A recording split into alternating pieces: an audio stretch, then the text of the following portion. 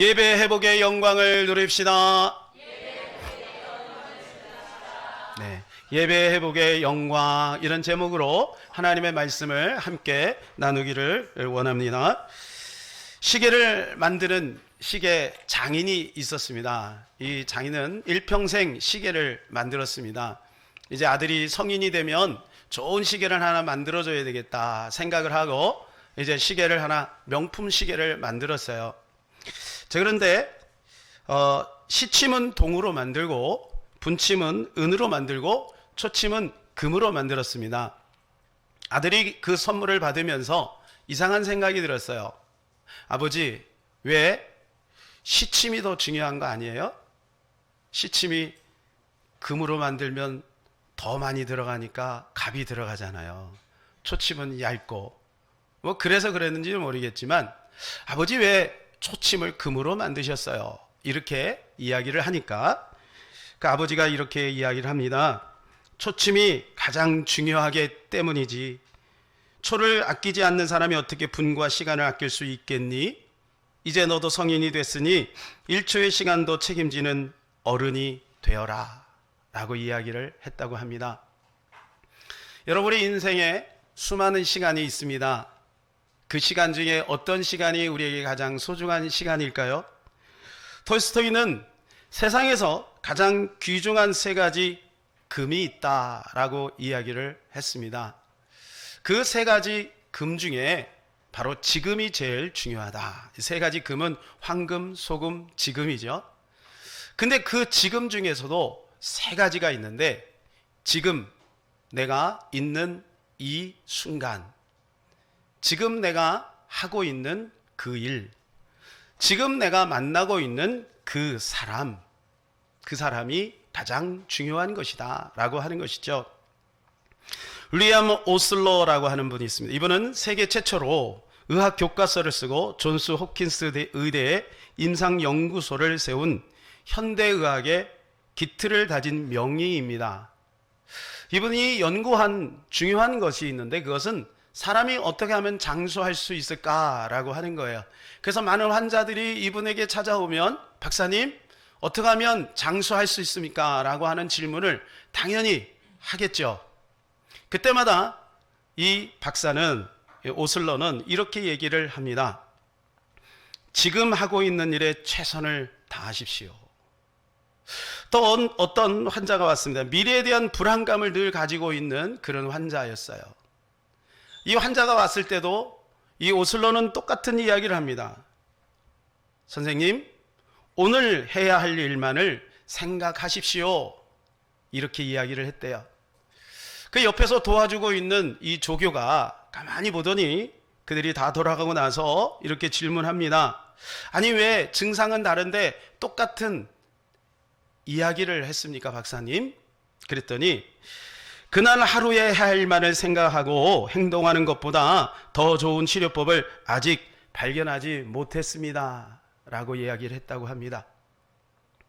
사랑하는 여러분, 우리가 어떻게 하면 행복할 수 있을까요? 어떻게 하면 보람있게 살 수 있을까요?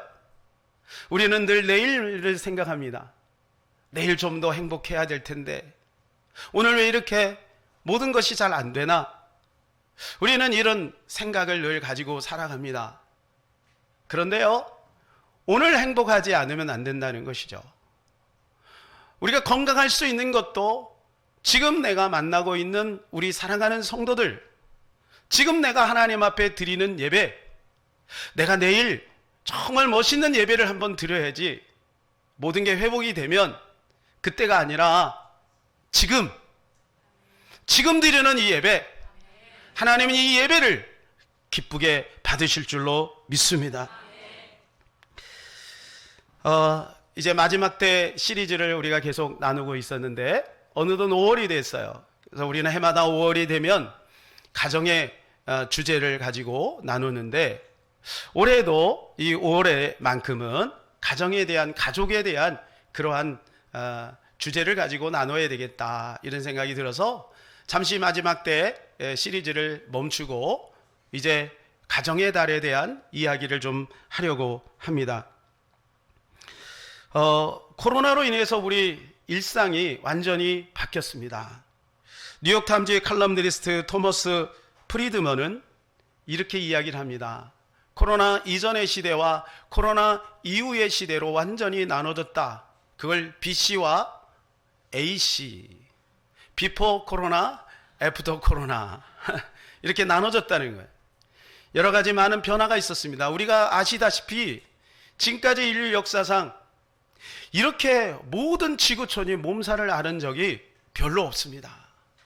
특별히 매스컴이 발달하다 보니까 더 민감하게 모든 나라가 그 부분에 대해서 대처하다 보니까 새로운 어떤 라이프 스타일들이 생겼고, 또 나라마다 어떤 하는 그러한 많은 일들이 민감하게 우리에게 작용되어지고 있는 것이 사실입니다.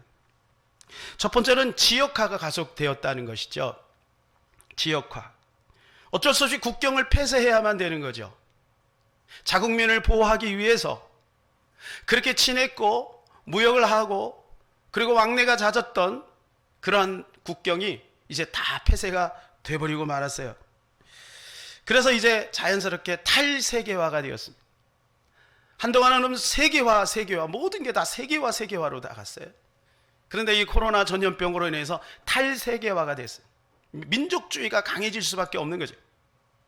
그래서 브래드 TV의 김종철 감독은 앞으로 이것을 이용하여 그 어떤 누가 신세계 질서를 만들고 신세계 정부를 만들게 될 것이다 라고 그렇게 이야기를 하는데, 저는 일리가 있다고 생각이 되어집니다.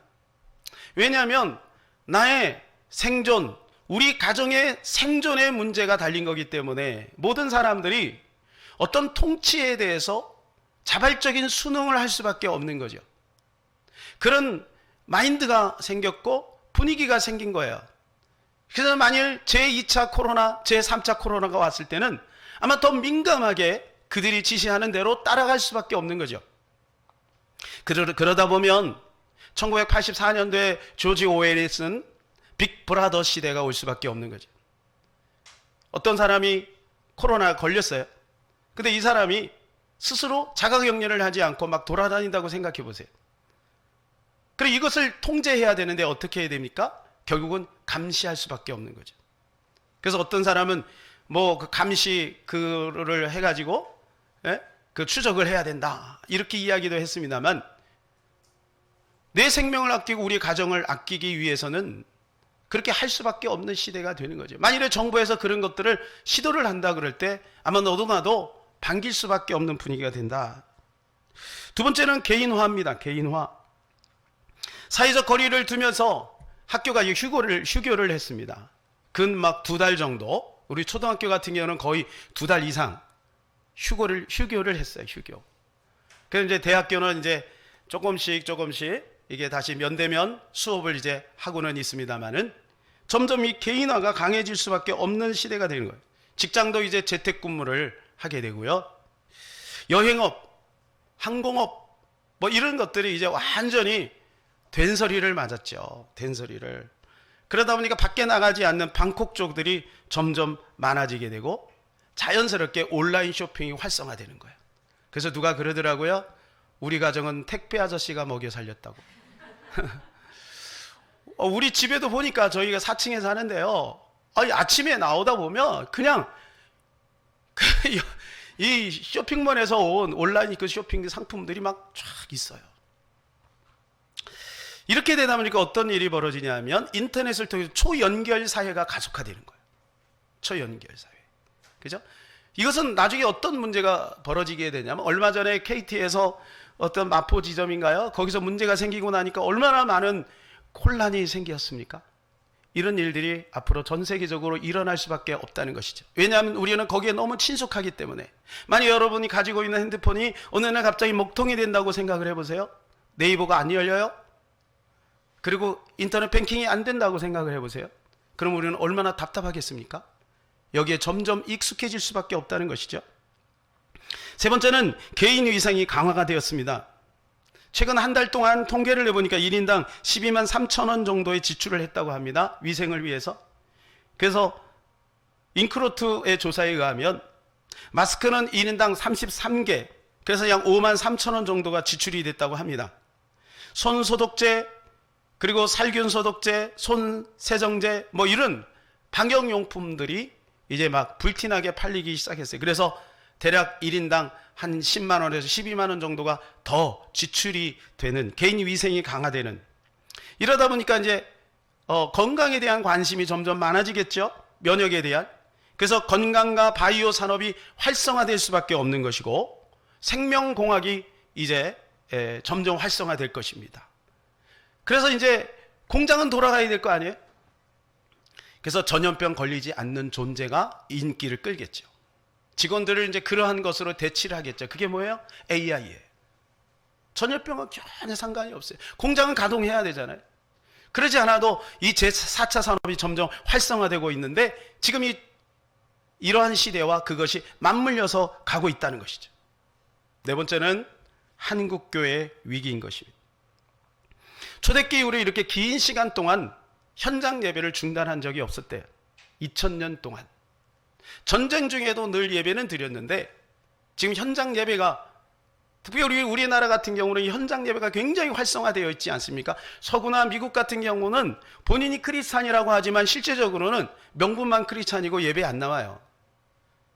근데 우리나라는 거의 크리스찬 하면 주일 한 번만이라도 와서 예배 참석하는 것이 일상화되어 있는 거예요.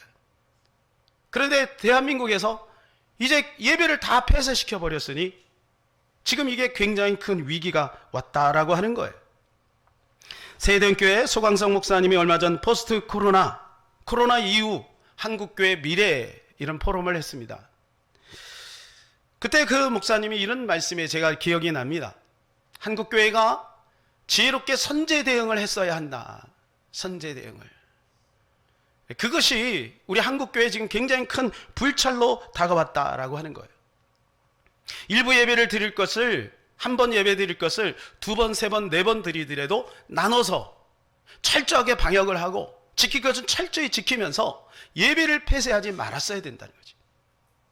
물론 우리는 예배를 폐쇄하지 않았습니다. 그런데 이 주변에 있는 교회도요, 자발적으로 새벽 예배부터 다 폐쇄를 해버린 거예요.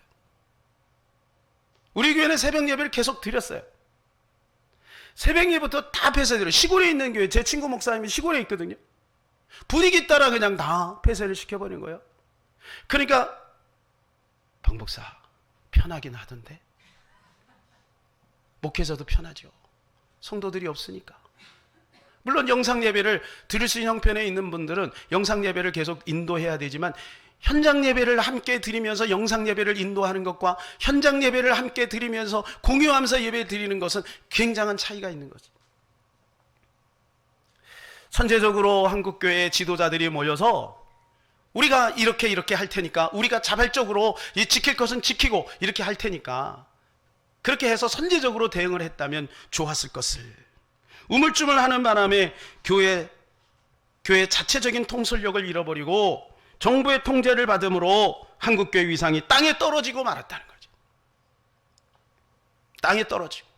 그래서 언론은 그것을 계속 부추겨 나가면서 한국교회에 대한 아주 부정적인 이미지를 강화시켰다는 거예요. 그렇기 때문에 앞으로 다음에 이런 일이 있을 때는 우리가 선제적으로, 능동적으로, 지혜롭게 대처할 필요가 있다. 저는 그 부분이 공감이 됩니다.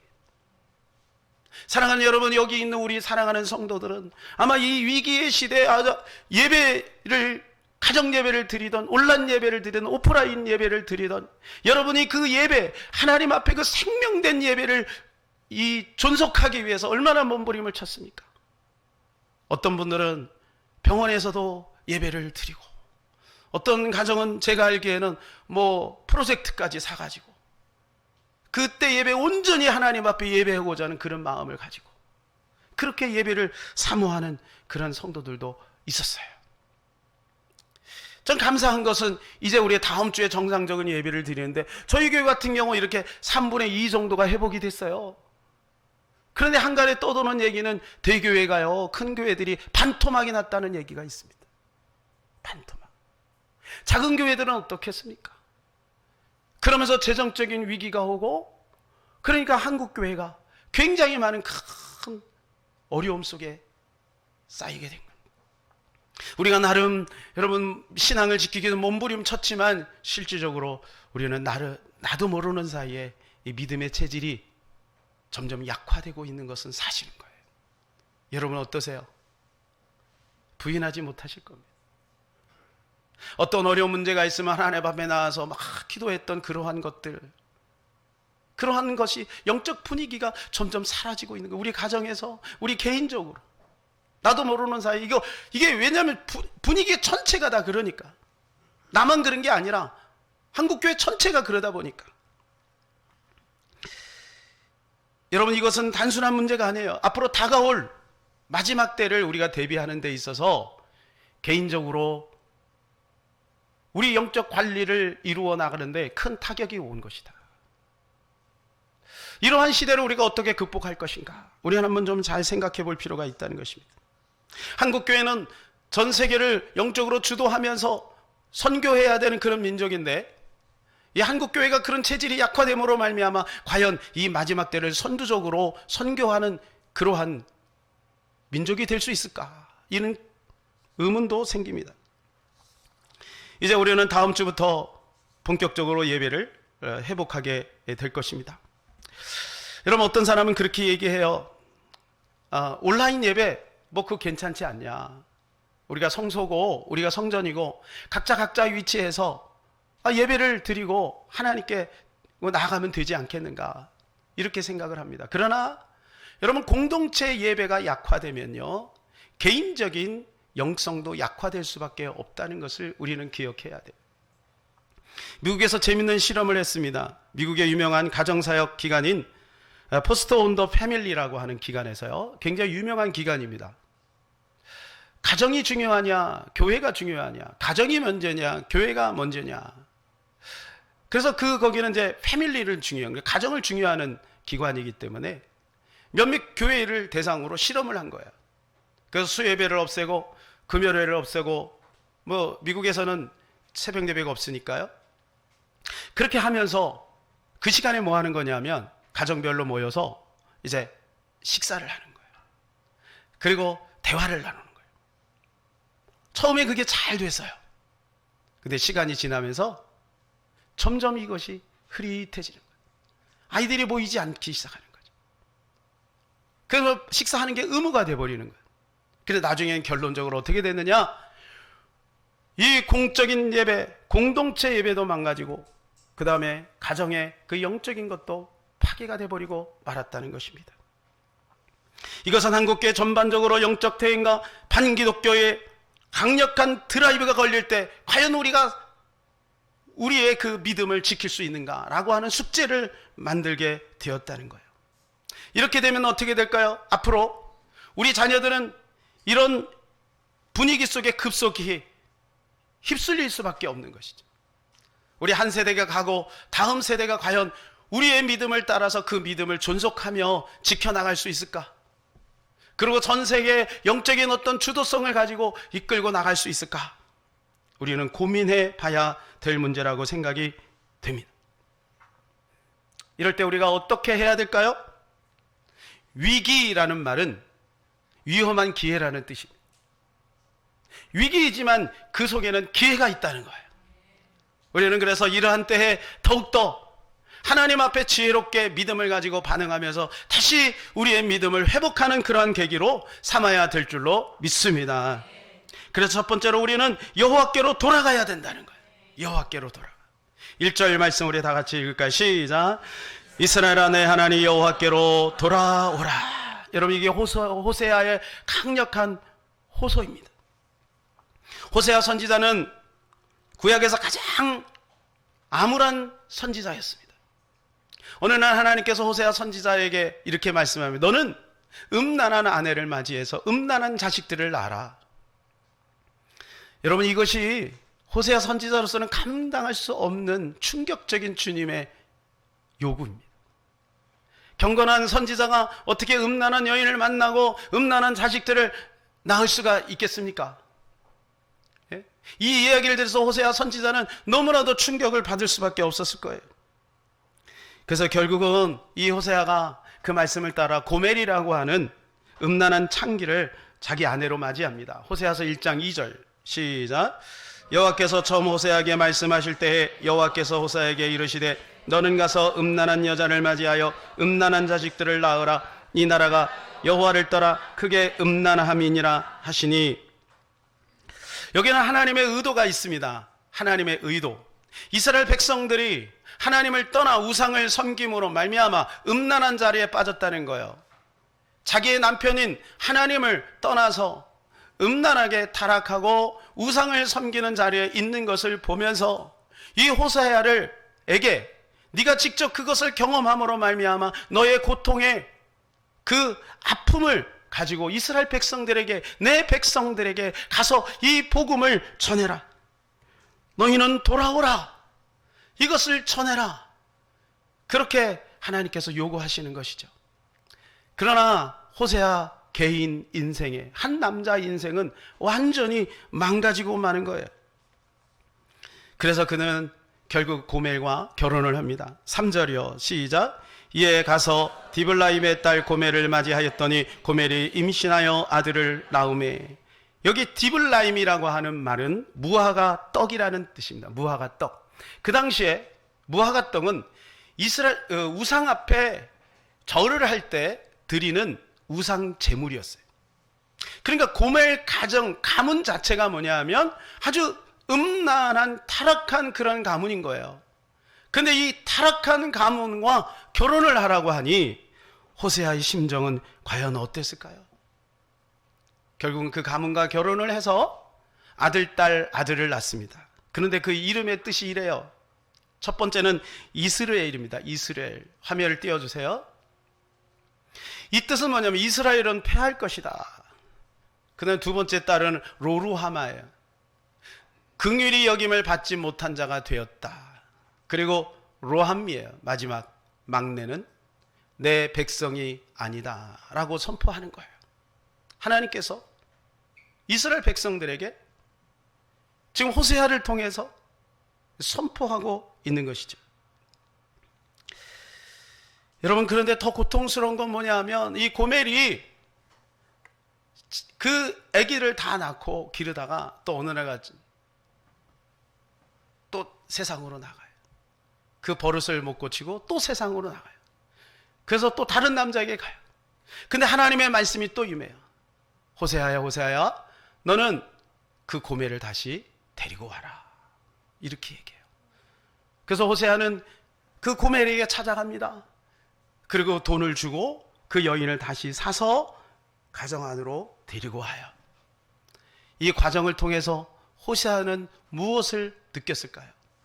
아마 하나님의 심정을 느꼈을 겁니다. 하나님이 이스라엘 백성들을 버리지 않고 끝까지 사랑하시는 하나님의 그 자비한 숨결을 느꼈을 거예요. 예레미야 3장 22절에 23절에는 하나님의 그 사랑을 이렇게 노래하고 있습니다. 시작. 여호와의 자비와 긍휼이 무궁하심으로 우리가 진멸되지 아니함이니이다. 이것이 아침마다 새로우니 주의 성실이 크도소이다. 할렐루야. 하나님의 자비와 긍휼이 무궁하신다는 거예요. 이것이 끊어지지 않는다는 거예요. 이것이 아침마다 새롭다는 거예요. 그렇기 때문에 우리가 진멸되지 않는다는 거예요. 눈물의 선지자 에레미야가 자기 백성들에게 복음을 외치고 아무리 외쳐도 돌아오지 않는 그들을 향하여 애달픈 마음으로 복음을 외쳤는데 주님께서 그의 마음에 심겨주신 거예요. 나는 자비와 긍휼이 무궁하다. 나는 절대 너희를 포기하지 않는다. 나는 내 백성을 포기하지 않는다. 사랑이 승리할 것이다. 이것을 선포하고 계신 것입니다.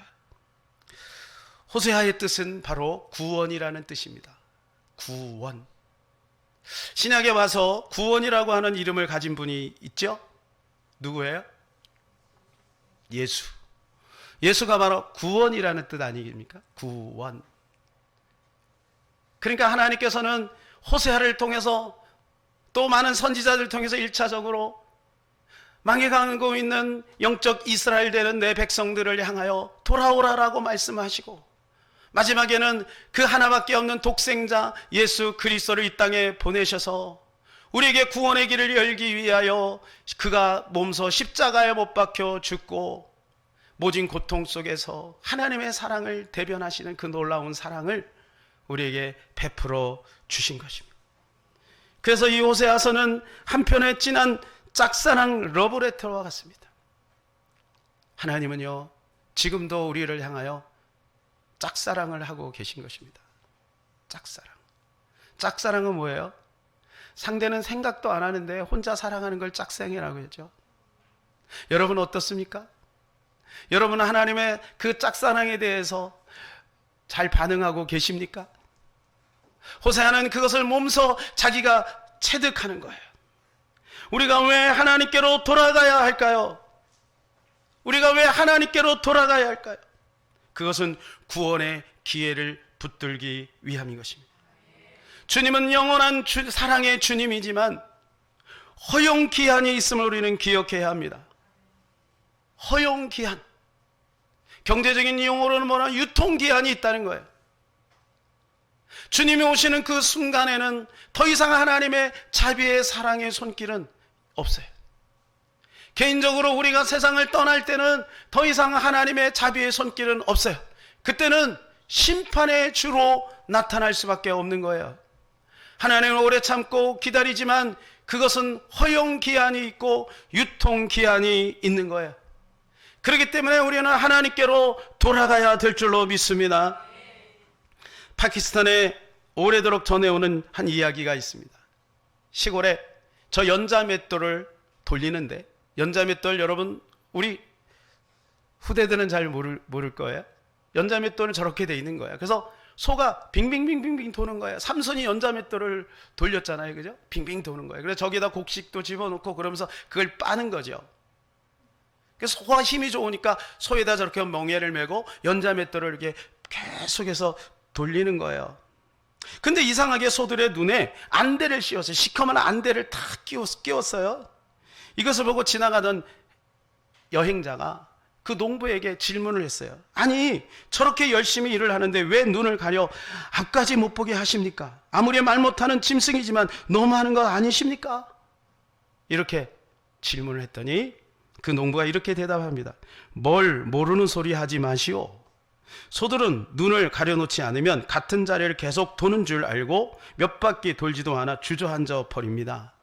하지만 눈을 가리고 가끔 매질을 하면 먼 곳으로 가고 있는 줄 알고 열심히 돌죠. 이 이야기 속에 우리가 깨닫는 것이 있습니다.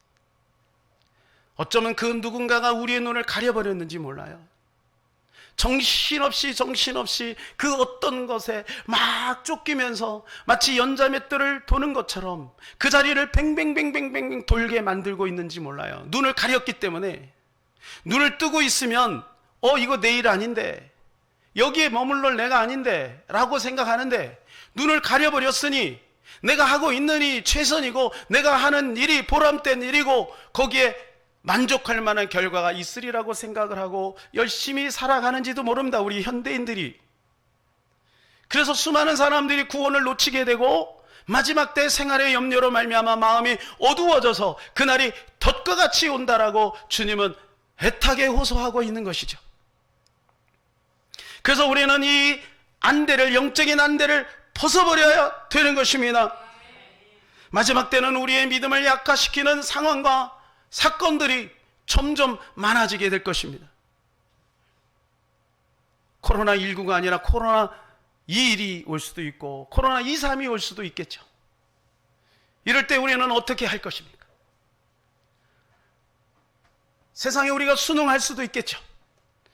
그러나 신사참배를 거부했던 주기철 목사님과 손양한 목사님처럼 끝까지 믿음을 지키고 소수이지만 그 진리를 지키며 적어도 우리 가정만큼은, 우리 교회만큼은 그 믿음을 지켜야 되겠다는 그런 일사각오의 믿음을 가지고 살아가는 그러한 사람들도 있겠죠. 사랑하는 여러분, 우리는 결단해야 될 줄로 믿습니다. 우리는 이럴 때일수록 더욱더 하나님께로 돌아가야 합니다. 하나님께로 돌아간다는 것이 무엇일까요? 모이는 거예요. 모이는 거예요. 왜 그럴까요? 개인적으로는 그것이 안 되기 때문에 그래요. 아까 포스터 온도 패밀리 그 모임에서 우리가 실험을 했잖아요. 안 되더라는 거예요. 그래서 하나님께서는 이 마지막 때 더욱더 모이기를 힘쓰라고 말씀해 주고 있는 거예요. 히브리서 10장 25절입니다. 시작. 모이기를 패하는 어떤 사람들의 습관과 같이 하지 말고 오직 고나의 그날이 가까움을 볼수록 더욱 그리하자. 모이기를 패하는 어떤 사람들의 습관이 있다는 거예요. 습관. 모이기를 패하는 어떤 존재가 있다는 거예요. 모이기를 패하는 어떤 시도들이 있다는 거예요. 모이기를 패하는 것을 좋아하는 어떤 세력이 있다는 거예요. 우리는 그거에 넘어가면 안 돼요. 거기 뭐라고 말씀해요? 그날이 가까움을 볼수록. 그날이 언제입니까? 주님 오시는 날입니다. 주님 오시는 날, 예수님 다시 오시는 그날, 그날이 가까움을 볼수록 더욱더 모이기를 힘쓰라. 우리가 모여야 될 이유가 무엇일까요? 예배의 회복인 거예요. 예배의 회복. 이 현장 예배를 우리가 꼭 드려야 되느냐, 이런 질문을 할 필요가 없는 거예요. 우리는 알아요. 현장 예배를 드릴 때와 각자 예배를 드릴 때, 이것이 지속이 되고 그럴 때 여러분, 우리의 믿음의 체질은 약화될 수밖에 없는 거죠. 이것을 합리화시켜서는 안 돼요. 우리가 할 수 있는 지혜를 동원해서 우리는 예배를 살려야 될 줄로 믿습니다. 살려야 되는 거예요. 그래서 오늘 2절 말씀에 이렇게 말씀해 주고 있죠. 시작. 너는 말씀을 가지고 여호와께로 돌아와서 아뢰기를 모든 불의를 제거하시고 선한 바를 받으소서. 우리가 수송아지를 대신하여 입술의 열매를 주께 드리리이다. 이렇게 말하라고, 이렇게 하라고 호세아가 권면하고 있는 거예요. 하나님께 고백하라는 거예요. 우리가 이제 주님께로 돌아가서 수송아지를 대신하여 입술의 열매를 주님께 드리겠나이다. 그러니 우리를 받아주세요. 이렇게 고백하라는 거예요. 선포하라. 너희는 이렇게 선포하라. 아직 그렇게 하지 않고 있지만 선포하라. 고멜의 행위는 바로 이스라엘 백성들의 우상 숭배의 행위인 거예요. 하나님을 떠나 하나님을 경배하지 않고 하나님을 예배하지 않는 것. 여러분, 우리가 하나님 앞에 이런 예배 퍼포먼스가 있어야 삶 속에서 주님을 예배할 수가 있는 거예요. 이것이 강화되지 않고 여기에 단단한 어떤 근육이 없게 되면, 나도 모르는 세상에 나가면 내 뜻대로 내 생각대로 결정하고 판단하고 실행할 수밖에 없는 거예요. 그러면 예수님은 우리의 주인 되지 않습니다. 공예배가 살아야 돼요. 공예배는 산소와 같은 것입니다. 산소와 같은 거예요.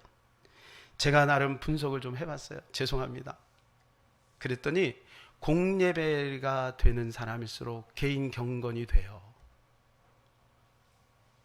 공예배가 안 되는 사람일수록 개인 경건이 안 되더라고요. 그건 데이터가 말해주고 있는 거잖아요. 베드로와 요한은 하루에 3번씩 성전에 올라가요. 그리고 하나님 앞에 기도하는 시간을 꼭 갖습니다. 얼마나 할 일이 많습니까? 초대교회. 그런데 하루에 3번씩 꼭 성전에 올라가서 기도하는 거예요. 사도 바울은 일정한 시간을 놓고 하나님 앞에 기도해. 예수님도 일정한 시간에, 특별히 새벽 미명에 기도하는 거예요. 여러분, 이런 시간들이 중요한 거죠. 그래서 사도행전 5장 24절에 보면 초대교회 성도들의 그 강력한 힘이 어디서 나왔는지 이야기해줘. 그것은 날마다 그들이 모이기를 힘쓰고 떡을 떼며 순전한 기쁨으로 예배를 드렸다. 예수 그리스도의 이름을 높이며, 이것이 초대교회의 강력한 기름 부으심으로 나타날 수 있었던 것입니다. 소강성 목사님이 이렇게 이야기를 하더라고요. 자기도 처음에는 온라인 예배를 막 드렸는데 나중에는 안 되겠다 싶어가지고 좀 나와라, 이렇게 현장 예배를 회복한 거예요. 근데 가만히 보니까 성도들이 백화점은 다 가더라는 거예요. 카페도 다 가더라는 거예요. 식당도 다 가고. 그런데 예배는 안 나오는 거예요. 그러면서 재밌는 이야기를 하더라고요. 한 권사님이 있는데, 이 권사님이 예배는 안 나오시는데 친구들끼리 모이다가 윷놀이 하다가 코로나에 걸려버린 거예요. 그것이 잘했다 못했다 이걸 말하는 게 아니에요.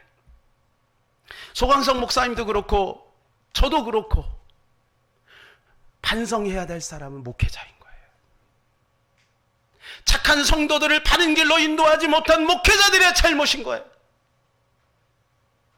올바른 영적인 해안을 가지고 이 마지막 때 성도들을 어떻게 바른 길로 인도할 것인가를 고민하면서 지혜롭게 선제적인 대응을 해야 되는데 그렇게 하지 못한 목회자들의 잘못이라는 거예요.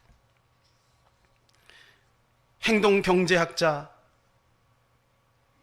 진행하는 사람들, 연구원들이 동전 던지기 실험을 했어요. 동전 던지기 실험은 뭐냐면 앞면이 나오면 100만 원을 주고 뒷면이 나오면 없어요. 네. 그러니까 여러분 한번 도전해 보시겠습니까? 뭐 손해날 거 없으니까 도전해 볼 만하죠. 뭐 그렇죠? 그런데 먼저 이렇게 질문을 던집니다. 던지지 않고 그냥 50만 원을 가져갈래요? 그럼 대부분 어떻게 할까? 여러분 같으면 어떻게 하겠어요? 그래도 던지겠어요? 뭐 아니면 도예요? 대부분의 사람들이 50만 원 갖고 가겠습니다. 이렇게 한 거예요. 그런데 그 50만 원에서 40만 원을 깎였어요. 조금 줄어들었어요, 사람들이. 그리고 35만 원까지까지, 35만 원까지는 대다수 많은 사람들이 그 돈을 그냥 준다니까 가져가는 거예요. 그런데 30만 원 이하로 떨어지니까 나 도전할래요. 이렇게 됩니다. 고소공포증이 있는 사람이 있었습니다. 이 사람에게 10만 원 줄 테니까 번지 점프를 하겠느냐고 물어봅니다. 하겠습니까? 안 하죠. 안 하죠. 고소공포증이 있는데 돈을 조금 올립니다. 20만 원, 30만 원, 100만 원, 200만 원 올려요. 그랬더니 이 사람이 하겠습니다. 라고 얘기합니다. 왜 그럴까요? 왜 사람들은 이 돈에 따라 움직일까요? 돈의 가치를 부여하기 때문에 그래요.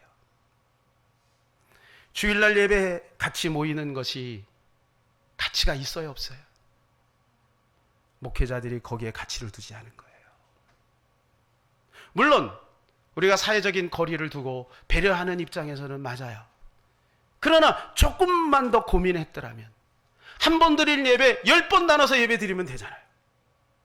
10번 내면 한 줄에 한 명씩 앉아서 3명씩 예배 드리면 되잖아요. 그럼 10번 드리면 30명이잖아요. 1000명이 앉을 수 있는 공간이라면 100명씩 앉아서 띄엄띄엄 해서 10번 예배 드리면 되잖아요. 10번 예배 드리면. 너무나도 빨리 예배를 폐쇄해버린 거예요. 너무나 빨리. 그러니까 믿음이 연약한 우리 성도들은 안 그러겠지만 여러분은 안 그러시죠? 우리 믿음이 연약한 큰 교회 다니는 성도들은 그렇지 않아도 믿음의 체질이 약한데 무슨 생각이 머릿속에 들어왔을까요? 예? 교회 안 가도 되네. 온라인으로 예배 드려도 왜? 많은 목회자들이 그거를 합리화시켜버린 거예요. 그래도 된다. 그렇게 되면 시간이 갈수록 어떻게 될까요? 그분들은 신앙 자체가 흔들릴 수밖에 없는 거예요.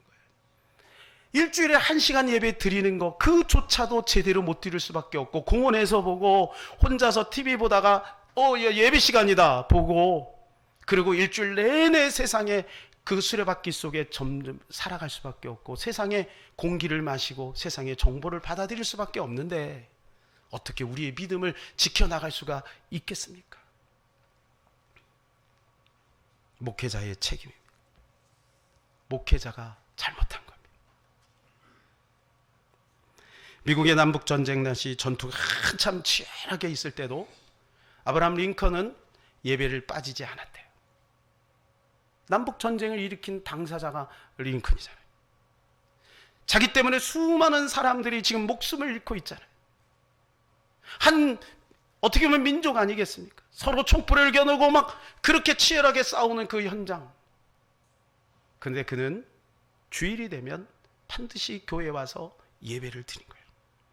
오늘날 주일날 예배를 드리고 한 사회자가 뜻밖의 광고를 했습니다. 여러분, 앞으로 당분간 교회에서 드리는 예배를 중단하기로 했습니다. 아시다시피 지금 전쟁이 매우 치열합니다. 사상자가 많이 생겨 교회 건물을 개조해 당분간 병원으로 만들어 나라를 위해 봉사하기로 했습니다. 그러니 전쟁이 끝날 때까지 각자 집에서 개인적으로 예배하며 신앙생활 하시기 바랍니다. 라고 이야기를 했어요. 광고를 했어요.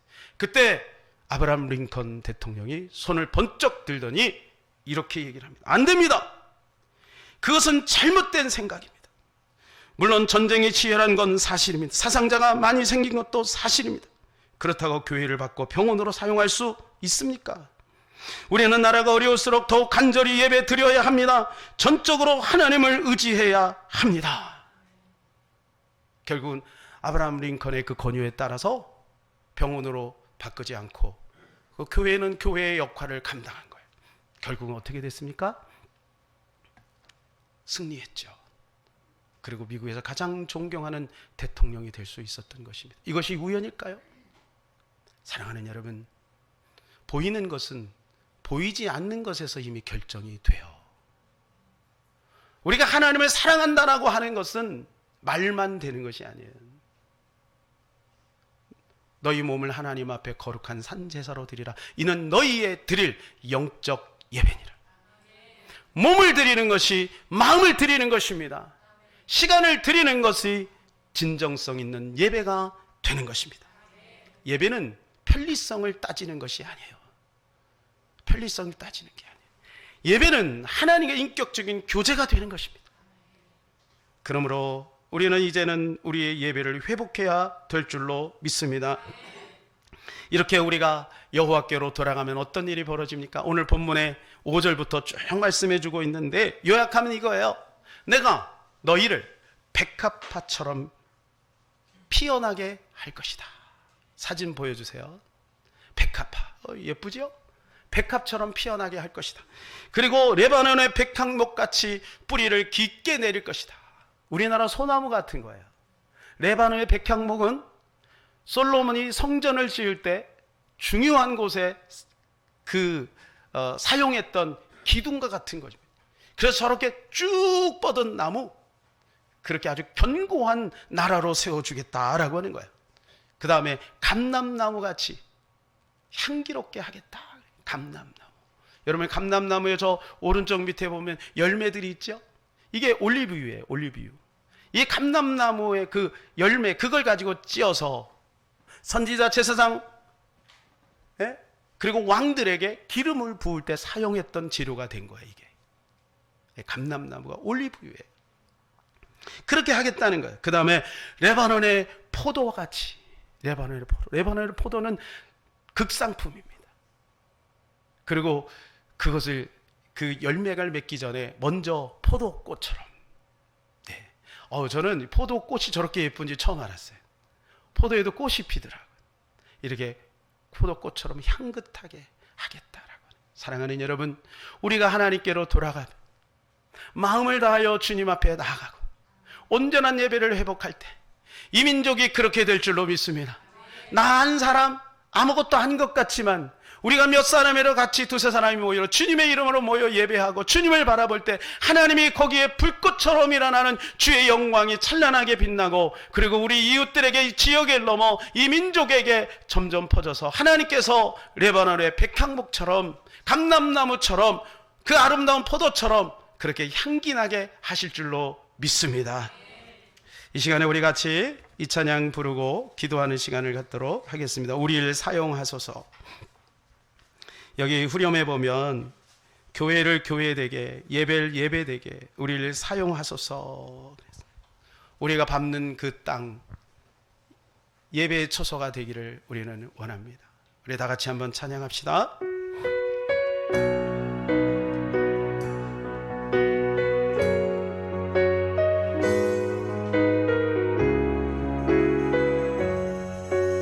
우리에게 소원이 하나 있습니다. 우리에게 소원이 하나 있네. 주님 다시 오실 그날까지 우리 가슴에 새긴 주의 십자가 사랑, 나의 교회를 사랑케 하네. 주의 교회를 향한 우리 마음,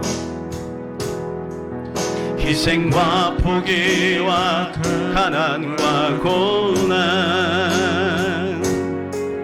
하물며 죽음조차 우릴 막을 수 없네.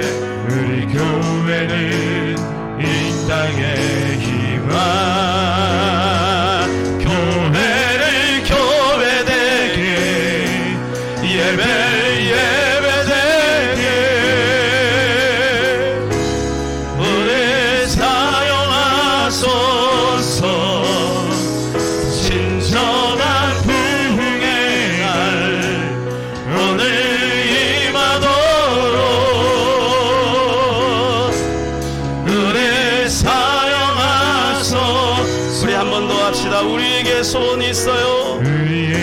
주님의 소원이 하늘 주님 다시 오실 그날까지 주님 다시 오실 그날까지 우리 가슴에 새긴 십자가 사랑 십자가 아멘. 사랑 나의 교회를 사랑케 하네 주의 교회를 향한 우리 마음 희생과 포기와 가난과 고난 하물며 지금조차 우릴 막을 수 없네 우리 교회는 이 땅의 희망 교회를 교회되게 예배되게 오늘 사용하소서 진정한 부흥의 날 오늘 임하도록 우릴 사용하소서 두 손 높이 들고 찬양하며 교회를 교회되게 아멘 예배되게 우릴 사용하소서 진정한 부흥의 날 오늘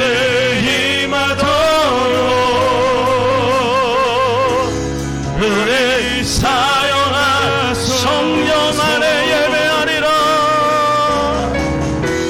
성령 안에 예배하리라 자유의 마음으로 사랑으로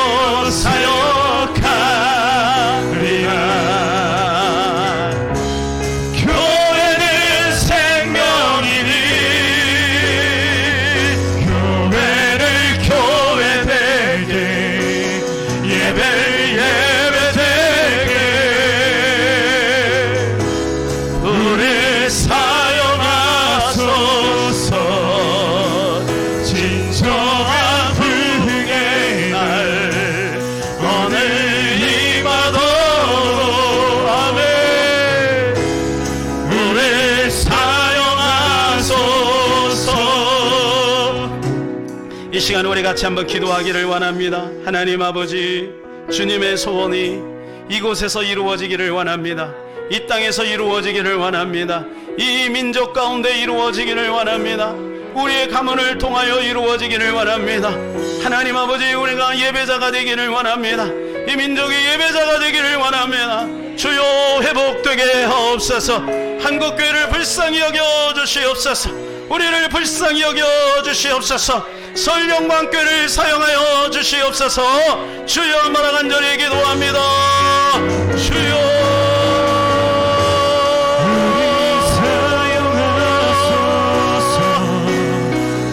하나님 아버지 이루소서. 주의 뜻이 이루소서. 너희는 천하에 다니며 만민에게 복음을 전파하라. 믿고 세례를 받는 자는 구원을 받을 믿지 않는 자는 정죄를 받으리니 믿는 자들에게는 평강이 있다리니 그들이 내 이름을 귀신을 쫓아내며 쇠방언을 말하며 무슨 독을 마시할지 해를 받지 아니하며 뱀을 집어들며 병든 사람에게 손을 얹은 나으리라. 제자들이 나가기를 전파할세 주께서 함께 역사하사 그 딸을 터져 주의 말씀을 확실히 증언하시니라. 하나님 아버지 이 시간 설령방교회에 인도하여 주시고 우리를 불쌍히 여겨